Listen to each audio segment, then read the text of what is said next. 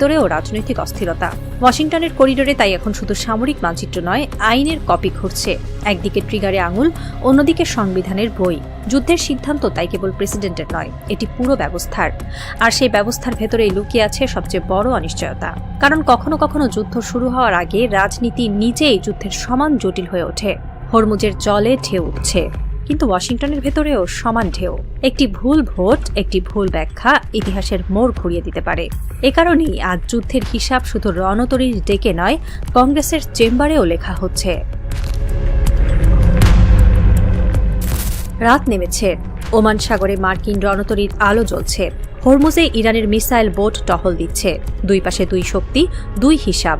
ওয়াশিংটনের ট্রিগারের কাছে আঙ্গুল, তেহরানের লঞ্চারের উপর হাত, কিন্তু মাঝখানে আছে কংগ্রেসের আইন, অর্থনীতির চাপ, চীনের উত্থান, হরমুজের শ্বাসনালী। ঘড়ির কাঁটা এগিয়ে চলেছে। হামলা এখন শুধু সময়ের অপেক্ষা, নাকি রাজনৈতিক সমঝোতার? উত্তর অজানা, কিন্তু নিশ্চিত একটাই, হরমুজের জলে এখন শুধু ঢেউ নয়, ভাসছে বারুদের গন্ধ। আর ইতিহাস জানে, যেখানে শ্বাসনালী চেপে ধরা হয়, সেখানে সাম্রাজ্যও একদিন হাঁপিয়ে ওঠে।